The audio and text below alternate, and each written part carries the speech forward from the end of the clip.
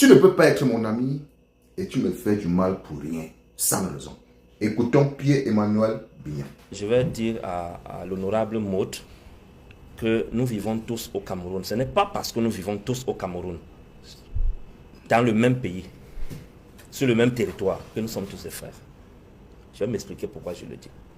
Honorable Maud, vous ne pouvez pas me condamner, moi Bignam, m'arrêter d'abord arbitrairement, en violation de toutes les lois de la République, jusqu'au code de procédure pénale. Vous m'arrêtez sans mandat d'arrêt, sans mandat d'amener, sans mandat de perquisition. Et vous me condamnez arbitrairement dans un procès kafkaïen de 7 ans. 7 ans d'emprisonnement ferme. Vous me privez de ma famille, de mes activités. Vous me faites perdre mon boulot et tout. Vous laissez mes enfants presque orphelins.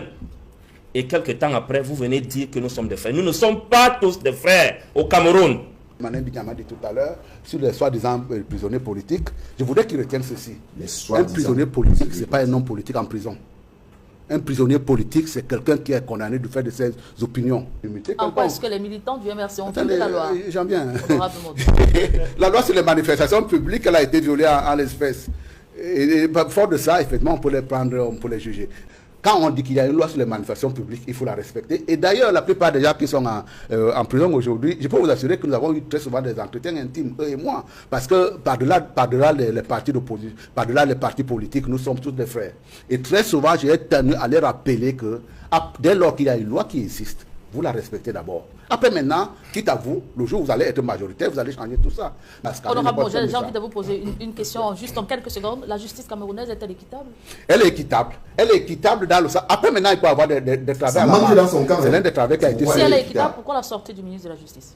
Non, mais je ne pas laisser terminer. Je dis qu'elle est équitable, mais à la marge, on peut avoir un certain nombre de dysfonctionnements. Pierre-Emmanuel Bignam, cette mise en garde du ministre de la Justice qui promet des sanctions exemplaires, peut-elle faire bouger au sein de ce corps réputé de corrompu? Le ministre de la Justice garde les sons ne fera rien. Comment ça? Je dis qu'il ne fera rien. Avant de 885 dossiers. Avant de dérouler dessus, je vais dire à l'honorable Maud que nous vivons tous au Cameroun. Ce n'est pas parce que nous vivons tous au Cameroun, dans le même pays, sur le même territoire, que nous sommes tous des frères. Je vais m'expliquer pourquoi je le dis. Honorable Maud, vous ne pouvez pas me condamner, moi Bignam, m'arrêter d'abord arbitrairement, en violation de toutes les lois de la République, jusqu'au code de procédure pénale. Vous m'arrêtez sans mandat d'arrêt, sans mandat d'amener, sans mandat de perquisition. Et vous me condamnez arbitrairement dans un procès kafkaïen de 7 ans. 7 ans d'emprisonnement ferme. Vous me privez de ma famille, de mes activités. Vous me faites perdre mon boulot et tout. Vous laissez mes enfants presque orphelins. Et quelques temps après, vous venez dire que nous sommes des frères. Nous ne sommes pas tous des frères au Cameroun. Je vous le dis clairement. C'est parce que vous êtes à l'aise et que parce que vous gouvernez le Camerounais, avec la main de fer, vous pouvez estimer que nous sommes tous des frères. Non, pas dans ces conditions. Mon frère ne peut pas me condamner pendant 7 ans.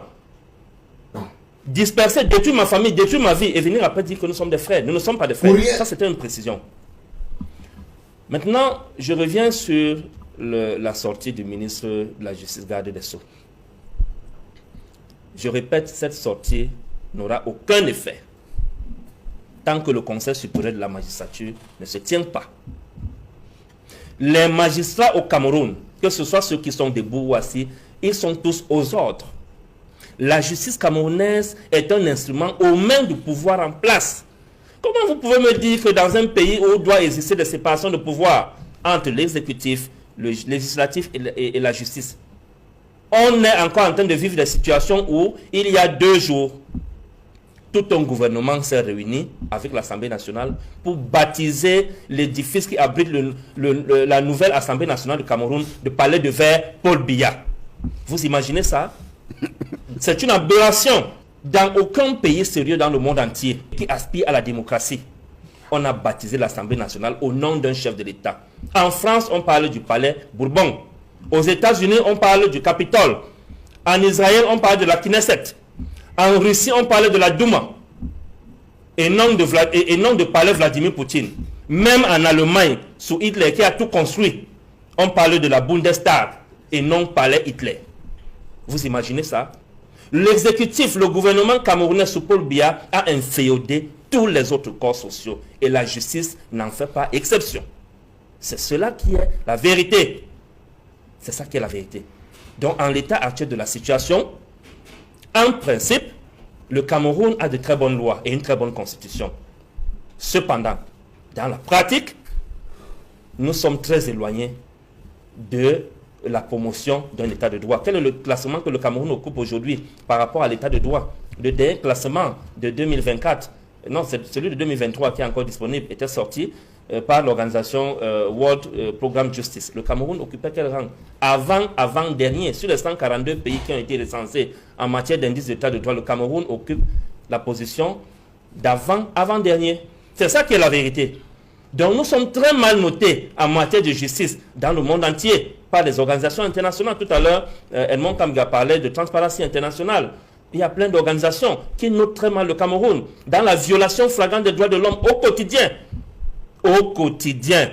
On a des situations dans notre pays où on demande à un avocat de se déchausser pour entrer dans un commissariat ou bien dans une gendarmerie. Sans compter les arrestations arbitraires qu'ils subissent au quotidien.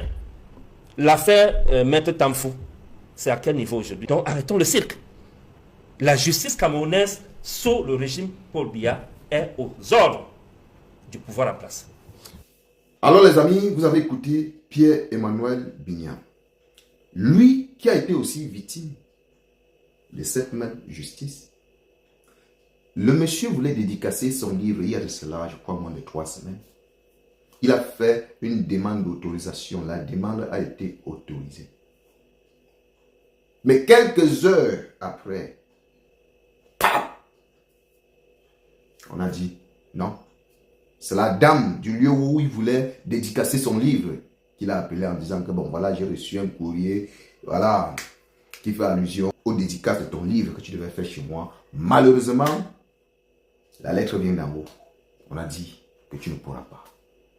Avec tous les dépenses qui vont avec, que le gars a mis au sol, les nuits sans dormir, etc.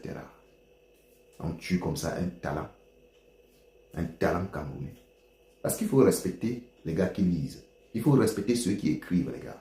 Ah oui, il faut respecter. En tout cas, les amis, c'est ce que je tenais à partager avec vous. Tu ne peux pas être mon ami. Tu me mets en prison pour rien. Mets-moi en prison au moins avec des raisons. Mais me prendre, me priver de toute ma famille, tout ce qui va avec. Me mettre en prison, après tu dis que tu es mon ami. Tu n'es pas mon ami. Les amis, partagez la vidéo pour les nouveaux. Vous connaissez, augmentez le bloc fort, inscription massive sur la liste électorale. Vote au moment venu et surveille ton vote jusqu'à la gare. Si tu ne surveilles pas ton vote, sache que tu n'as rien fait.